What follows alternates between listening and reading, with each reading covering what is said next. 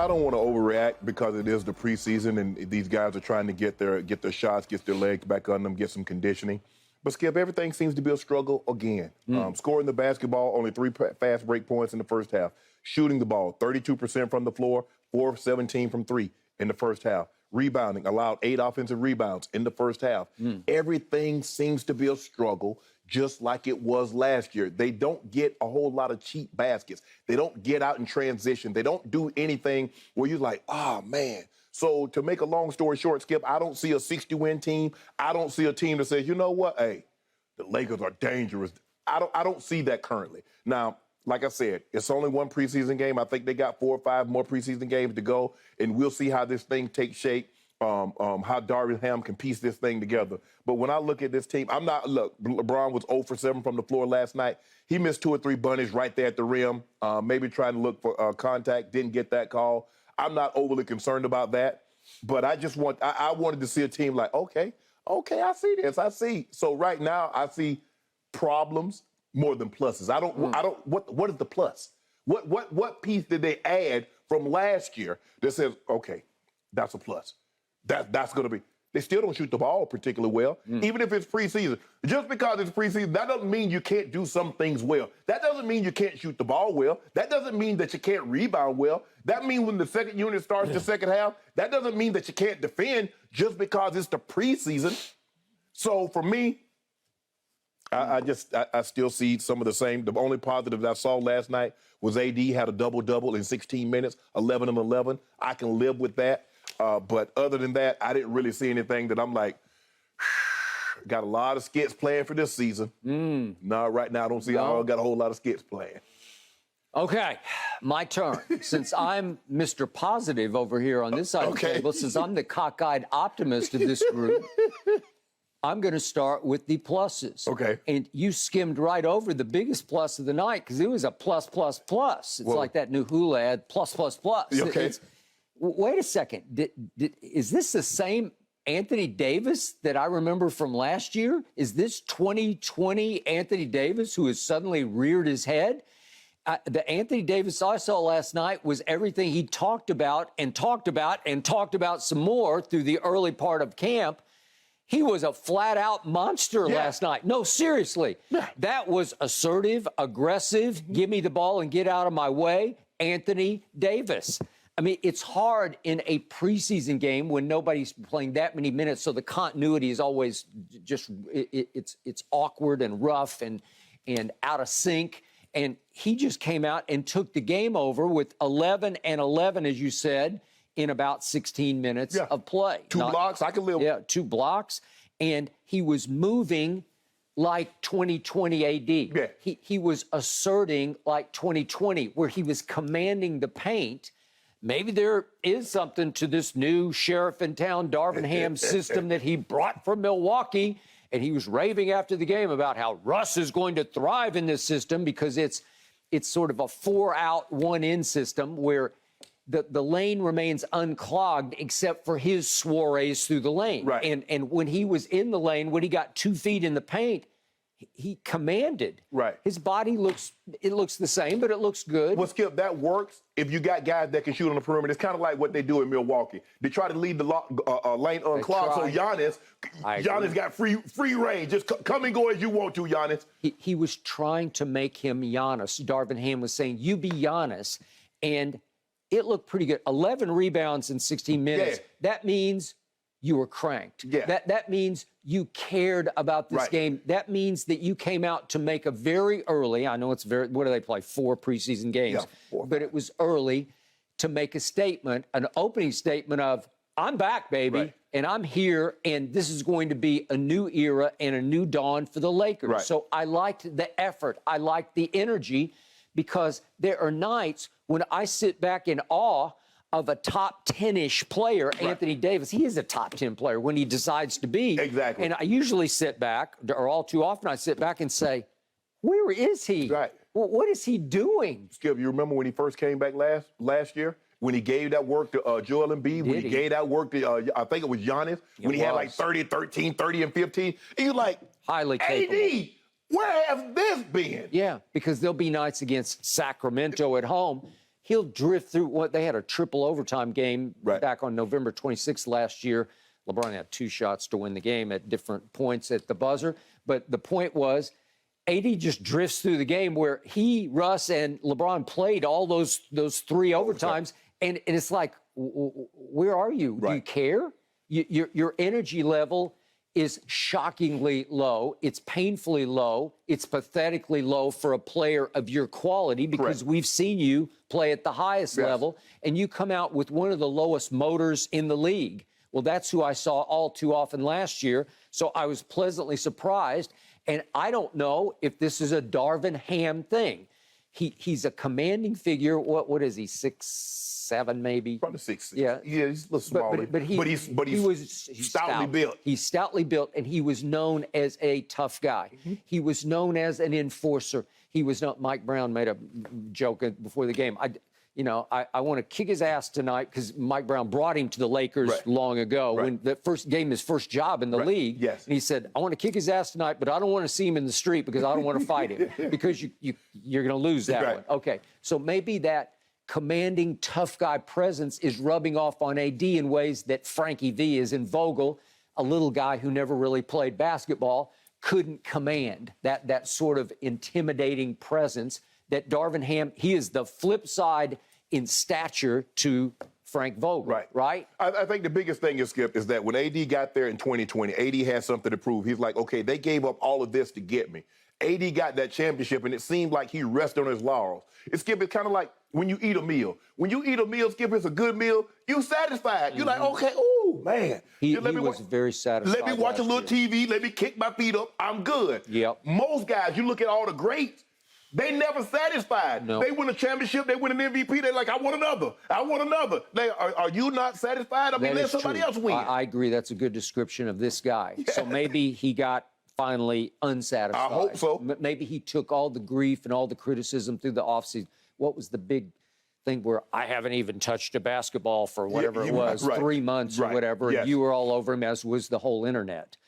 Okay. And then the other smaller plus was, I have always been a fan of Kendrick Nunn. I still don't know why he didn't play one dribble last year. He was completely out of sight, out of mind, and all of a sudden he's back. But not only is he back, he's not coming off the bench. He is in the starting lineup as the shooting guard, right? Yes. I mean, LeBron's sort of in that role. I'm not sure what LeBron's position is in this lineup, but whatever it is, the point is, Kendrick Nunn is playing the 2, and he played 20 minutes and made 4 of 7 shots and did make 1 3 out of 3 attempts.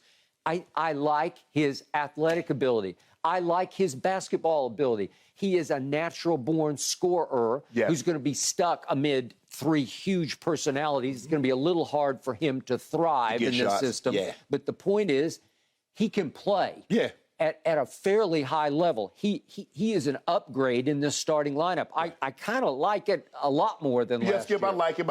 He's left-handed. Yep. He's really good in the pick and roll. He's slithery. Yep. He can get to the basket a lot quicker than you think he can. I agree. He can pull up. He got a nice, little set 3. Skip is not, he just raising up and shooting it, but he's sneaky.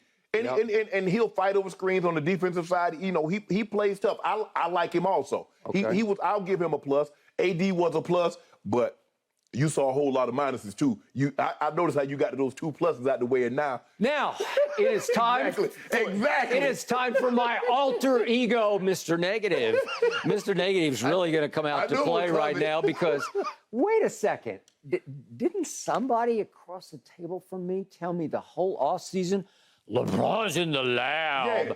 He's working on his shot. He's working on his threes, working on his fadeaway. He's working on his free throws. In the lab, said Shannon Sharpe, all offseason long. Yep. So I'm waiting, and I'm waiting, and I'm watching, and here's what I saw. If we could see the 7 shots that LeBron attempted last night, I think we have them all in a row. Wait, I didn't ask for clown music, but you know what? Maybe it applies here. Maybe it fit, LeBron. That was a layup. What are you doing? LeBron, that's too much of a fadeaway, and he bricked it. LeBron, come on. That's a shot. That's short. LeBron, you got this one, don't you? Begging for a call. That was a foul. You saw begging.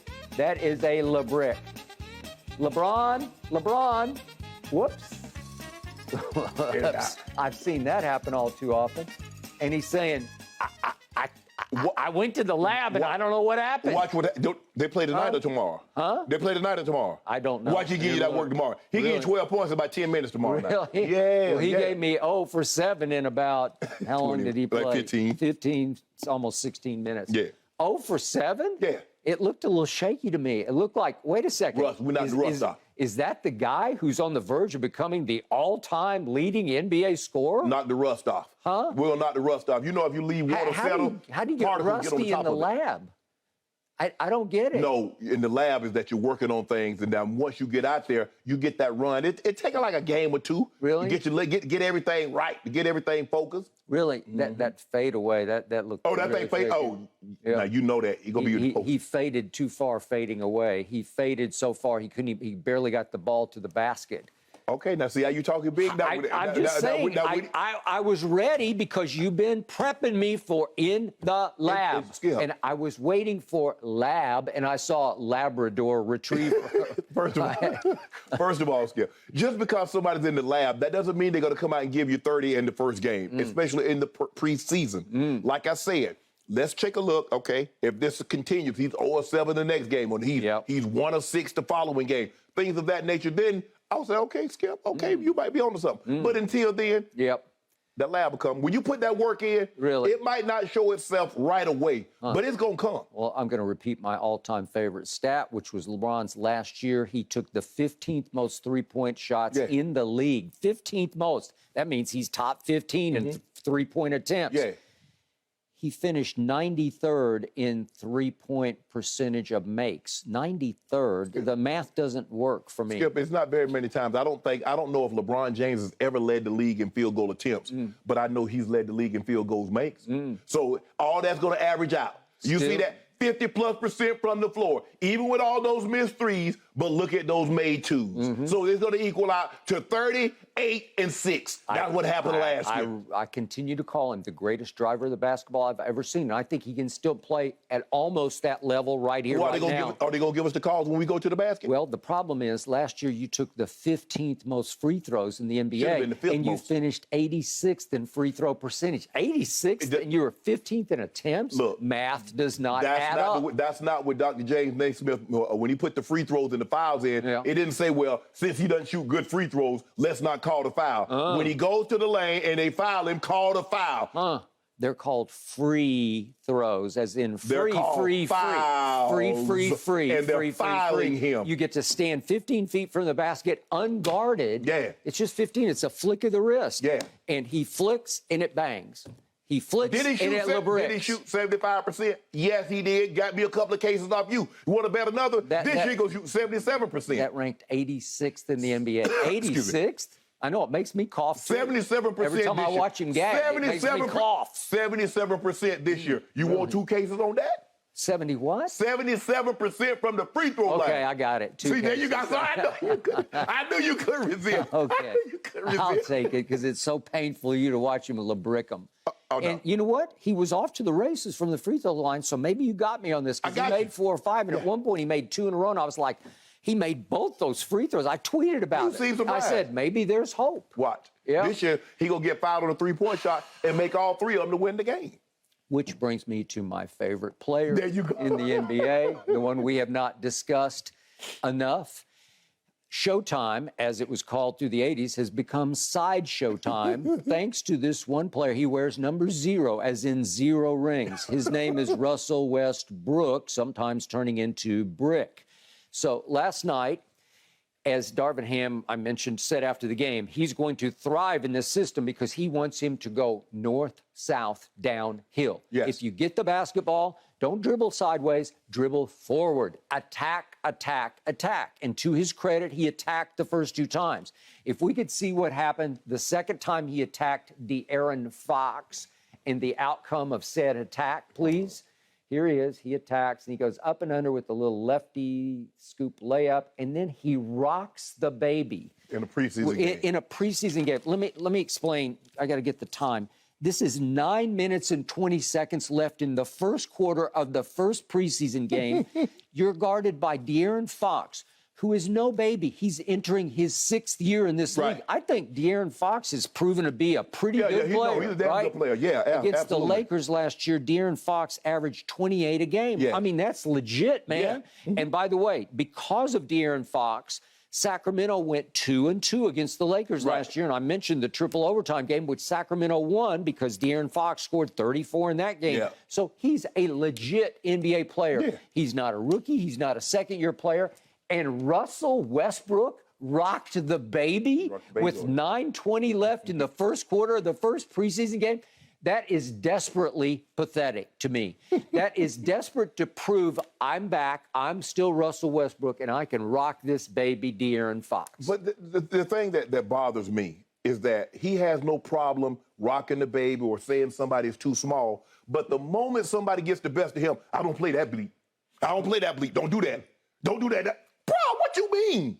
You don't get to have it one way. You don't get to say, oh, I'm rocking the baby, or you too small, and then when I get you, like what happened in OKC, they stole the ball and laid the ball up. No, I don't play that. Don't. Bro, stop. Oh, he went crazy. Hold on. When you try to stop scoring, I will try to stop scoring. But as long as you're trying to score, I'm going to try to score. That's one of my biggest pet peeves. Bro, you don't get to have it just one way. You get to do whatever you want to do, make all these gestures. But if I get you back, oh, you don't play that. I don't play that. Man, y'all need to miss me with all these rules. So before the game, I'm checking him out, and it was on NBA TV last night on the local here, Sports Spectrum. And he was laughing and trying to cut up, and he was trying to put on a show like, I'm back, and I got this, and I'm Mr. Laker now because my coach loves me. My coach is going to protect me. And I will be the first to admit, I have some sympathy for what Russ is going through because he came here to be the star among stars of the team he grew up loving in L.A. And when he arrived last year, Gotham Chopra drops a doc. The first week he was here, right before the first game. Before the season. What? A documentary on your life and times? So he comes into this thinking, I am it. I am rival to LeBron as the face of this franchise. I believe that's what he thought. At least we're co-faces of the franchise. And you know what happened. Man, Laker Nation don't care nothing about where you from. Nope. Laker Nation care about winning championships. They booed Kobe when Kobe was a rookie and he shot them air balls. And then he had to get in their good graces by going out there, becoming a better player and winning. He did. And that's all that matters with them. They don't care what you did somewhere else. Skip, it's the tree falling in the forest and no one hears it. Doesn't make a sound. So what you got all those triple doubles over there? So what you did all that? You won an MVP. What you gonna do for us? Ask LeBron. LeBron came with all those credentials. MVP 4 times. All those finals appearances. All those finals MVP. They're like, and how many of them you got with us?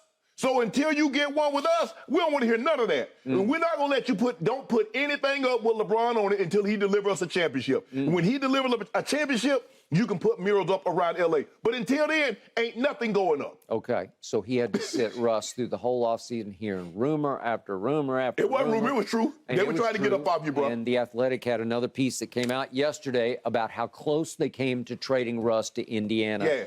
For Hield, obviously, and Miles Turner, and it was going to include the 2 unprotected picks in 27 and 29.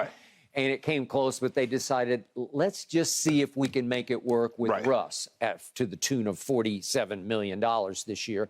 And here we go, because I think they are empowering Darvin Ham to make this work. I think that's the mandate that he was handed when he was given the job. Well, and it's a mandate, Skip. It says, okay, make this work, but you also have to give me authority. If he's not playing up to standard, I need to be able to bench him. I need to be able to bring him off the bench. I need to be able to sit him late in crucial situations. So I need you guys to give me the authority to do all of those things. If I'm going to make it work, and I will try to make it work, but if I see this thing heading in a direction that I don't think is beneficial to us, well, I need the authority that you can give me that says, okay, sit him down. Okay? Hey, don't play him in crucial situations. I still believe the only way this is going to fly is if he sits him in the fourth quarter and lets Pat Bev or Schroeder or both get it home, obviously with LeBron and AD and Kendrick Nunn. Or even Austin Reeves at some point. He knows how to play basketball at this point at a higher level than Russ does. And even though Russ just had the 1 turnover last night, I applaud that. It was funny to me, speaking of the fourth quarter, with the starters on the floor, the Lakers won 46-41. But as soon as the second teamers started to play, do you see what happened in the second half? They got crushed. They got beaten 64-29 in the second half. 64-29. I know it's just a preseason game, but you lose the second half by 35. It's a bad look. It is, because that's why LeBron had to play all those minutes. Because at some point, Skip, you're probably going to have to keep LeBron or AD, even when you bring that second unit. One of those guys are going to have to be on the court. I agree. Because I don't know where else you're going to be able to get scoring from. Or Russ is going to have to be out there, somebody that can initiate the offense and get easy baskets. But when you look at that second unit, where you going to get easy baskets from? I don't know. I don't mind your starting five if you can figure Russ out for a half and then sit him much of the second half. Right. Seriously. But, man, if you have to start reaching for 8, 9, 10. Yes. I mean, you look at those plus minuses of those second unit, minus 24, minus 10, minus 12, minus 25, minus 30, minus 20. Yikes. So, to the question, I guess there are more problems than pluses. It's the Shannon, your preseason, Lakers though. are back in action tomorrow night versus the Suns for their second preseason game. And they play 6 preseason games overall, actually. Okay. They wrap up with a rematch versus the Kings on Friday, October 14th. Oh, that's trouble. All right, thanks for watching, Undisputed fans. Subscribe here to get the very latest from Skip and Shannon. Plus, go watch a few segments from our other shows on FS1.